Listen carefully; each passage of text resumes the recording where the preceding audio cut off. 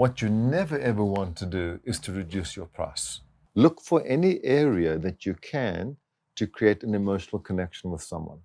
So how do you stand out?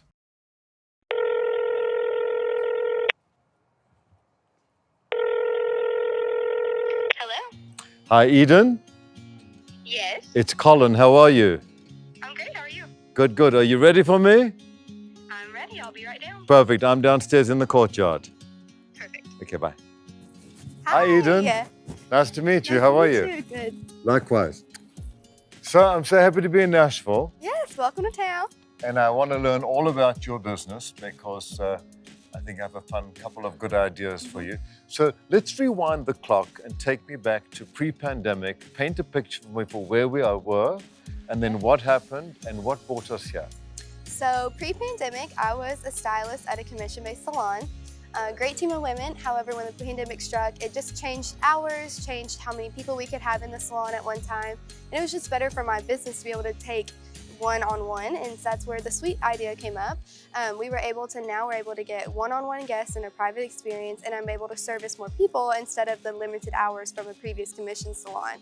Since we don't have to worry about the socially distance, I'm able to work one-on-one with my guests. So you've been able to create a much safer environment for your clients. Mm-hmm. And instead of showing what you were earning with the house, 100% comes to you. Mm-hmm. So out of this, you really earned your independence. Mm-hmm. And now you have to figure out how we're going to build, grow, and scale this. Yes, so we've actually just now learned how that we can rent a suite beside us, and we're going to be knocking a wall out. So we will be expanding. We'll be having 2 private suites that'll still be socially distanced and calm and quiet and clean, but will allow us to service more of our guests and on a better, more time efficient kind of standard. So we're very excited. What was the toughest thing, the tipping point that made you make that change? I would just say how the pandemic just affected everything. I mean, my industry was shut down for 8 weeks. I mean, we were legally not allowed to work for 8 weeks. So, I mean, that's kind of huge on anyone.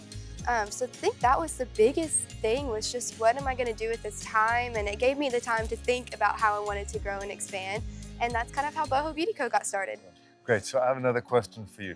You worked as a stylist in the previous place, but when I see online, you're specializing in color and extensions. Yes, yep. Okay. I am a Nashville blonding and extension specialist. At my previous salon, I was, kind of offering everything. So you're not cutting and doing all that stuff here? Still kind of here and there, but Yeah. mainly the main bread and butter is blonding and extensions. So Because that's actually so smart, because you've really focused your talent, and instead of trying to be 100 things to everyone else, which everyone else is doing with the salon, right? You said, come to me, I'm the best person for blonding. Is that what you said? Yep. We all need a little bit of blonde, don't we, right? Yes. For blonding and extensions. Yeah, we always wanted to go a little longer too, don't we? Yes, I can help you out. Okay. So that's smart. It's the first step in the right direction. Why don't we go upstairs and see what you... All right, come look at it. Come look. All right, well, come on in. This is Boho Beauty Co. Welcome in. Very nice, very nice. Yes. So it all happens in here. Yes, this is where the magic happens. Okay. And so all the list of services that you have on the site, pretty much what I love about the fact is that you're very focused, right? It's primarily hair color and extensions. Yes. Or as you used another term, Blonding and extensions. blonding, blondifying, right? Yes. Absolutely. And tell me about your clientele. How do they know about you, and how many clients do you have actively working with you, and how do you want to build the business? So I'm born and raised Nashville native, so a lot of my clients just come from word of mouth and referrals, stuff like that. I have a list of about 500 a year or so that I see. Some of those clients come every 6 weeks, some come every 12 weeks. It kind of just depends on what we set them up. And as far as like expanding goes, so that we can expand, we'll be able to take even more clients, because right now I'm on a wait list, so I'm able to take more clients with that second suite coming up. So the second suite will be in here and it'll move next door. So Yes. does that mean that you personally can do 2 separate people at the Yes. same time? So while one person's drying, the other person is coloring. Yes. Right? And vice versa. So it makes you twice as productive. Yes, way more time efficient, and just to be able to be more comfortable and have each person be able to kind of relax on their own a little bit. So it'll be really nice. Okay. So it looks like this is relatively crowded space in hair, a lot of hair, right? Yeah, Predominantly a lot of hair. Right? So how do you stand out? I stand out by, I specialize in blonding and extensions, like we said, but I also continue my education. So I do another continuing education class and invest in my career and my knowledge, and that really helps me have more value to bring to the table. So that kind of sets me up, is I do a class every like quarter or so, and I try to do more than that. So I've got a lot of different certifications, and I'm a Redken certified stylist, I'm a Bellamy Master certified stylist. I just like to do lots of different trainings that just let me bring more value to the table. Well, that's really exciting. I mean, you have a good suite of services. You're continuing to educate yourself as much as you possibly can. You've got a good plan to grow your business. You're doing all the right things, right? Yes. You just want to figure out how can you do it better and how can you scale. Let's start off with your client base. Of those like 500 people, do you have everyone's email, phone number, address? Yes. You do? That's great. That's amazing. Most people don't have all that information. Good. And do you know when birthdays are and anniversaries? I keep them in my head. I need to put them in a system. Okay, data is so important. You want as much data as you possibly can get, because if you get all that into a spreadsheet, you'll be able to search who has got a birthday coming up, who's got an anniversary coming up. Maybe they have a daughter who's about to turn 16 and is going to be having a fabulous party.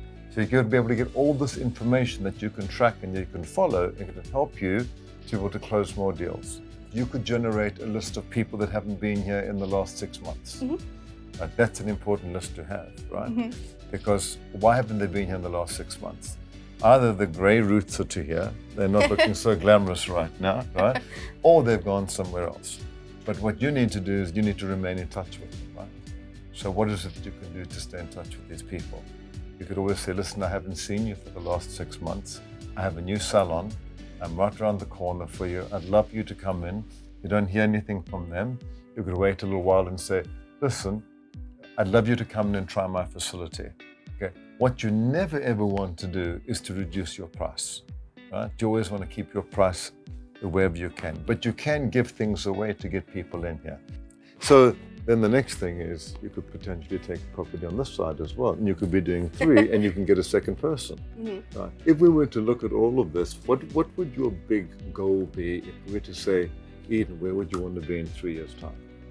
In 3 years' time, I think the obvious goal would be to own a brick and mortar salon, which I feel like our next expansion will be kind of a baby step to that, of getting that second space. So I think in 3 years, I picture Boho Beauty Co being a much larger brand that can help raise women up as stylists and men too, and just, you know, kind of like elevate the beauty industry. So that would be my goal. Talk to me through the process when someone arrives here. What is the process? They arrive and?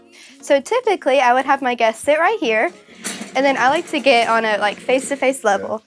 And then we just kind of talk and explain like, what are we doing? What is our goal? What are we wanting to work towards here? So I like to come up with, I call it my roadmap. So I kind of like to decide, okay, it's going to take us 4 visits to get to where you want to achieve, because it's all about maintaining the hair's integrity and the health of the hair, and it can't always happen in one day. Look for any area that you can to create an emotional connection with someone. Now, hair is already a very, very personal thing. It's not like someone's buying a sandwich from you, right? They're trusting you implicitly. So you already have this client in the hand, but you want to make sure that you're top of mind for everything that they do. So you already have them coming back here. So I think the only area where you really can improve is what is the guest experience while they are here. And then how do you get out of it? What do you do? What is the way that you navigate your way forward? So I think the worst thing for me as a stylist would be if someone doesn't communicate that they're unhappy. But when they do communicate to me that they're unhappy, I immediately bring them back into the salon. We do a completely new consultation. We decide where did we go wrong and what happened and what can we do to fix it. And then I provide that service, usually complimentary, depending on time and cost and everything, just to try to make sure that I can make my guests happy. That's my main goal. That's why I go into this business, is to make women feel beautiful. And so when things don't go right, and I immediately bring them back in, consult, figure out what we need to do, and then we just keep working to achieve that. 10 out of 10. That's the most important things, right? Assume responsibility, acknowledge the situation that you're in, say that you're sorry, right? Then fix it, and then make sure it never happens again, right? Yes, exactly. Yeah. Well done. Thank you so much. I'm very, very, very impressed with what you're doing here. I think it's such a refreshing story to see someone through adversity, through a dark moment, was able to create a great ray of bright light like this. and you're testament to your product. You have great hair, you're busy, you're expanding, you're doing all the right things. Well, thank you so much for spending your time with me and talking. I really appreciate all of your tips, and I can't wait to implement all Pleasure. of And them. there's a few more in the gold standard. Yes, thank There's you. a lot here that you'll learn about that I know you'll definitely enjoy, and I hope you'll share it with your friends too. Yes, I will definitely be sharing with everyone. Thank you so much. Thank you so much, Colin. Pleasure. It was so nice getting to meet Colin. I'm so thankful he was able to come to my salon and help teach me how I can better elevate my industry in my salon. I cannot wait. I'm gonna open up a new database. I'm gonna keep more information on my guests, and we might even be trying some new treats out in the salon too, so that would be nice. But I cannot wait to read the rest of the gold standard to get more tips and see how I can better elevate my salon. I was very impressed with Eden's story and seeing her Boho Beauty Company. Really, really impressive. And when you think about it, she's done all the right things.